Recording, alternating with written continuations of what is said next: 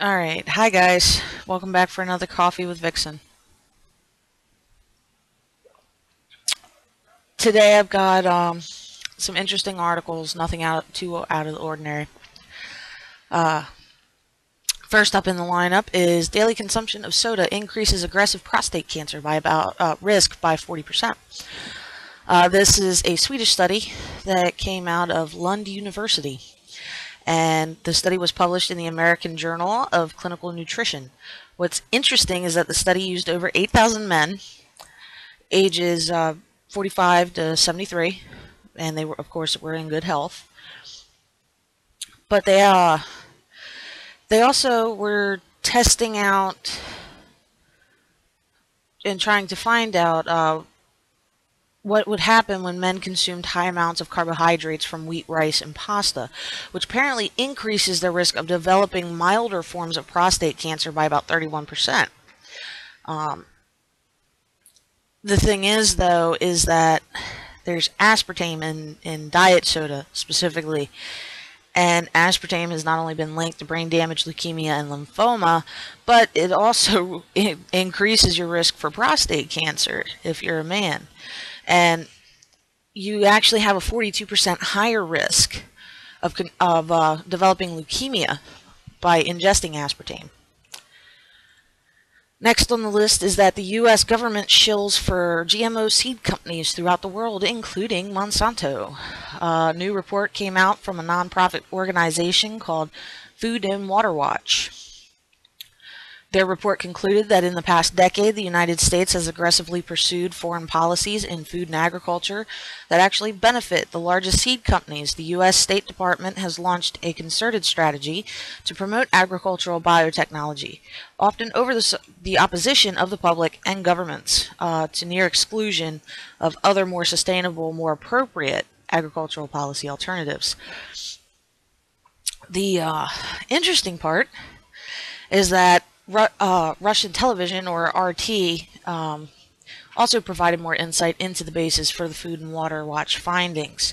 So guys, definitely go and check that out. Really interesting article there. Ohio Republicans push law to penalize colleges for helping students vote. Yes. Republicans in the Ohio legislature are pushing a plan that could actually cost the state's public university millions of dollars if they provide students with documents to help them register to vote. If this isn't voter suppression, I mean, I don't know what else you could define it as.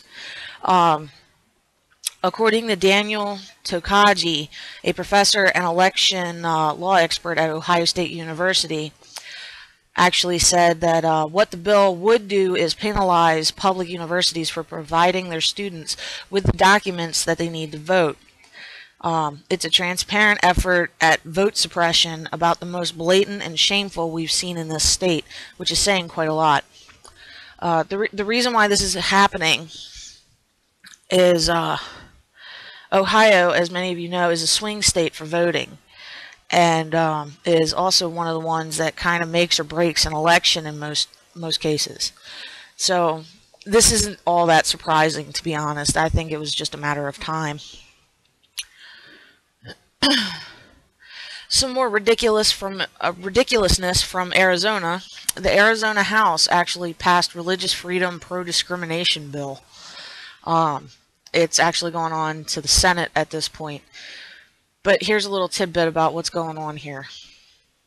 The bill could actually be considered the religious liberties version of a stand your ground law, allowing an automatic out to defend anyone's practice or observance of religion. In other words, it would give Arizona residents and businesses the right to refuse service to anyone for any reason, including because they're LGBT. We've known for quite a while that Arizona is just weird in their policy making. It's pretty much an entirely Republican-run state, and this is not as shocking as it should be, really. Basically, the bill is designed to allow private businesses the right the legal right to discriminate against LGBT people by citing their personal religious objections to homosexuality, which this bill actually ends up overruling Arizona's current anti-discrimination statutes. The bill, whose chief sponsor was Representative Steve Yarbrough, passed the House by 32 to 24 vote, and has since, like I said, been transmitted over to the Arizona Senate. On the plus side, all House Democrats actually ended up voting against the bill. This is just ridiculous. This is bigotry, and it's terrible. It's absolutely terrible. This is a bully bill, more or less. Anyway, some news in the hemp area of the world. Hemp seeds are apparently a superfood you need in your diet. Hemp seeds have been quite popular anyway for people that are health conscious, but hemp seeds can actually be eaten plain, put in cereals, snack bars, shakes, or you can take it in oil form. They actually are finding that these are extremely packed with nutrition, that a bunch of vitamins that you need to keep your body functioning properly.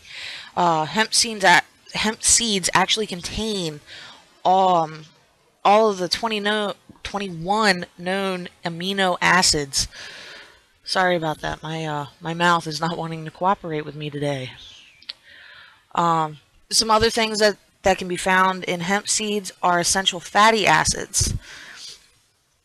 And just as like a little side note, hemp seeds are actually made up of 24% protein. So not only are you getting your omega-3s and your omega-6s, but you're also getting all the amino acids you need plus 24% protein. I mean, this is just absolutely astounding. The only other thing that comparatively protein-wise that can compare to hemp seeds are soybeans. And they have a 35% protein pack, whereas hemp seeds are 31%. It also provides fiber and carbohydrates that you need, and it actually helps lower the levels of LDL cholesterol in the body, which is the bad cholesterol. This is just an absolutely amazing new thing that's not really all that new, to be honest. What I like is the fact that hemp seeds are not only an excellent source for protein and all these other nutritional things that you need, but they're also apparently an excellent source for gamma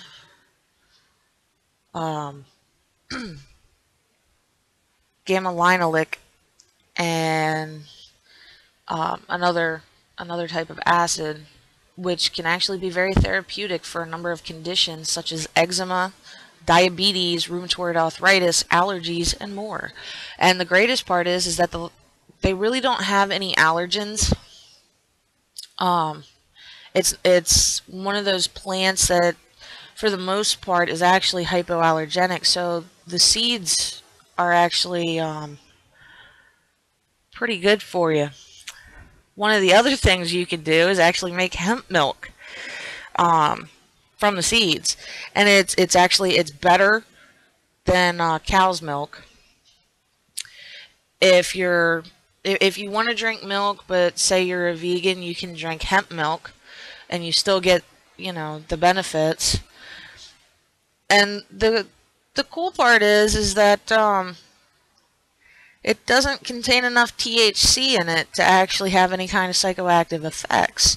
So you can drink hemp milk all day long and you won't get high off of it, which is great. It's got 0 cholesterol in it. It's got vitamin E, zinc, iron, magnesium. It, 10 essential amino acids. I mean, this stuff is awesome. Um, Notable, some of the notable benefits of drinking hemp milk are a strengthened immune system, a clear, healthy skin, hair, and nails, strong, healthy heart, increased mental capacity, and hemp has anti-inflammatory agents and actually improves circulation. So, really, really cool stuff. Um, I'm one of those people, and I'll admit this, I'm one of those people that actually believes that hemp and marijuana can save the world.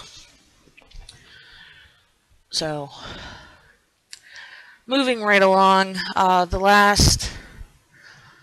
last article for today actually was posted on May 15th. Daniel LaPlante from Massachusetts is an inmate and claims to be Wiccan and wanted a few items in order to help him practice. He wanted some colored pens, some carrot cake, and some dragon's blood. According to the article, Daniel LaPlante is actually suing the Massachusetts Department of Corrections because he claims that he was denied colored pens, carrot cake, and dragon's blood. The convicted murderer serving a life sentence for killing a woman and her 2 children in 1987 says that he needed these items, among others, to practice his Wiccan beliefs. Anybody who's been watching my videos knows that you don't need a bunch of things to practice Wicca. Like, you can actually practice Wicca on absolutely nothing. Anyway, according to the court documents, LaPlante actually maintains that the cake would excite the senses, and that he specifically needed carrot cake, which he claims Wiccans call wolf ice. I'm sorry, no. Like most Wiccans, I call it carrot cake. And he wanted chocolate cake in February. Dragon blood, he said, is the name of a ritual oil. Not only is dragon's blood used in ritual oil, it's also a resin that can actually be used in incense as well. And most commonly, it's easier to find cone or stick incense for dragon's blood. But still, it's not that essential to a practice. LaPlante says in the lawsuit that it's part of the Wiccan faith to work magic, perform rituals, and cast spells. Yes, it is part of the faith to do these things. However, you don't need a bunch of tools to do all that. You can work magic with your own energy. You can perform rituals with your own energy with no tools whatsoever, and you can cast spells in the same fashion. He also adds that the religion revolves around the mantra, do what you will, but harm none. And that's true. That is the main law of Wicca, if you will. What I thought was funny is that a pagan from the Boston area actually told the Boston Magazine that LaPlante did not need these items listed to practice the faith, which is true. But other than that, the only other interesting thing that I could think of would be that there was an inmate that was trying to sue for the right to access porn, but, you know, it's one of those weird things. The only other thing that I have for you guys today that I wanted to say was I wanted to give a big shout out to the Church of Pagan Freedoms. You can find their link in the description.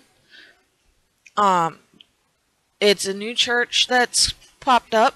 I'm working with them as an elder, and I have to say I'm excited to start up a podcast with them, as well as maybe get some YouTube stuff going on to help boost them up a little bit. So when that happens, guys, I'll make sure to let you all know. In the meantime, please enjoy your day, and don't forget to hit up Pickseater and vote for some of the videos that are over there. Links will be in the description down below, and have a nice day.